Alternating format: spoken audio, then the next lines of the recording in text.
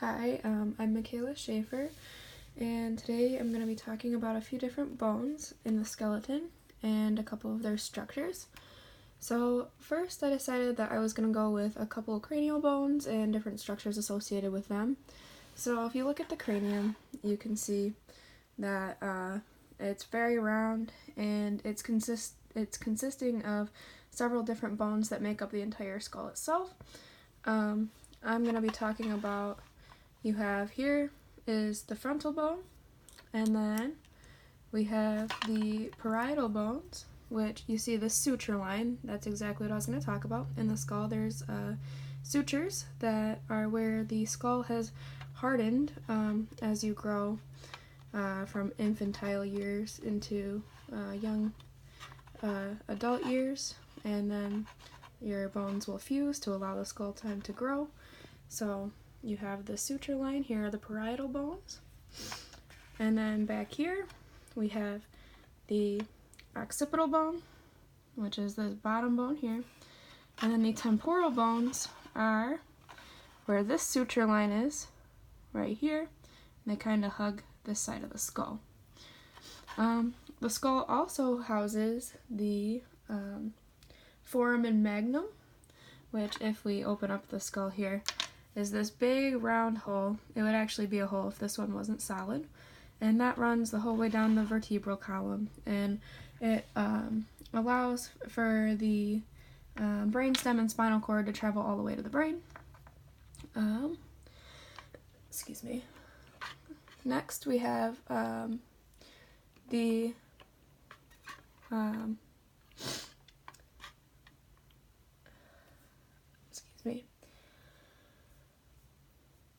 the mandible. And so the mandible is the jaw, otherwise known as the jawbone, and the mandibular condyle is what it's what links up to this temporal bone right here. So it's basically the creation of that joint that moves the jaw up and down, like so. So then we have, I'm going to move on to the sacrum, which is, I'm going to take the skeleton off really quickly. Give me just a second. Or at least move it. So the sacrum is this bottom part of the spine, and in the sacrum you will find the sacral canal, which it holds the spinal nerves that extend down. It's covered by this lumbar vertebrae, but basically it would run all the way down, and it's this canal that runs through the middle. So now you can see these little holes here, and these little holes are what is known as the sacral foramina. It's passageways for the spinal nerves, so they can kind of weave in and out of there and travel to the other necessary parts of the body. And so we have the sacral promontory. That's this top part of the sacrum, and that is what gives the support for that last lumbar vertebrae. It otherwise known as articulates with it. Then we have, as we're sitting here looking, we can look at the ribs. These are the first 7 ribs that articulate with the spine and the sternum. If we flip over my skeleton here, those are called true ribs. They are the first 7, like I said before, true ribs. Now we have false ribs, and those are the last 5. So the last 5 ribs of the 12 pairs of ribs are all false ribs. However, some are false floating and some are false non-floating. The ones that are false non-floating have this cartilage that attaches up here into the sternum. Now these last 2 pairs, you can see are floating ribs. They don't have that cartilage that comes around and up into the sternum. So those are known as false floating ribs. Next I will talk about the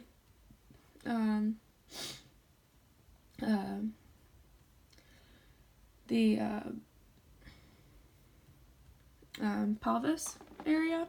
So the pelvic girdle, I have one that I detached so we could look at a little bit closer from the back side, and then the other one we have still attached that we can look at from the front side. So we have the ilium, which is the bigger part to the hip bone. It's this big, wider part. So now this part up here is known as the iliac crest. That's the part of the bone that kind of makes this half moon shape here.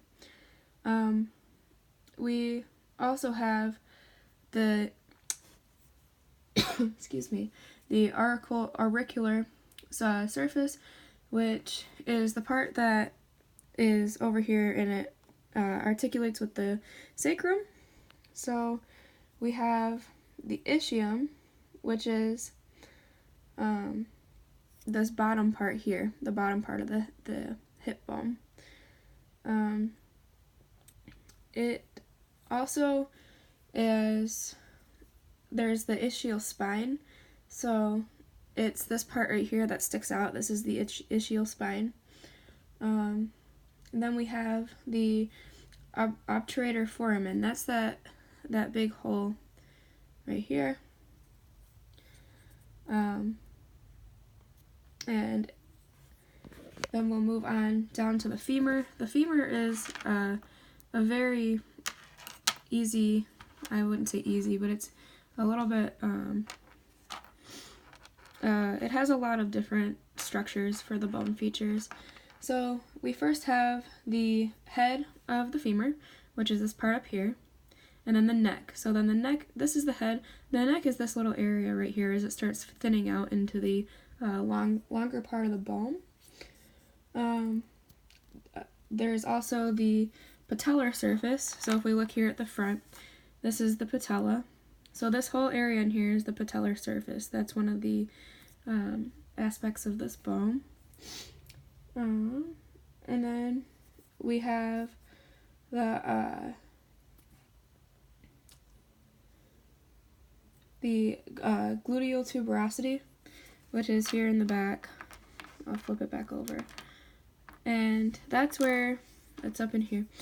That is where the muscle is attached to the gluteus maximus, so what creates the gluteus maximus muscles. And then moving down the leg, you can also see the, we'll talk about the tibia and the fibula. The tibia is the bigger bone here. You can also see that there's a head here in the neck. The same with the fibula, you have a head and a neck. They follow all the way down through the tarsals and the metatarsals. The tarsals and the metatarsals, and then the phalanges. The phalanges are the toes. The tarsals are what makes up your ankle bones, so you can see that there's quite a few of them here. The talus is the part that articulates right here with the tibia and fibula. And then the calcaneus is your heel, and you can see that nice spine on the calcaneus. So I hope that gave a little bit of a better insight on different features of bones and different types of bones. And thank you.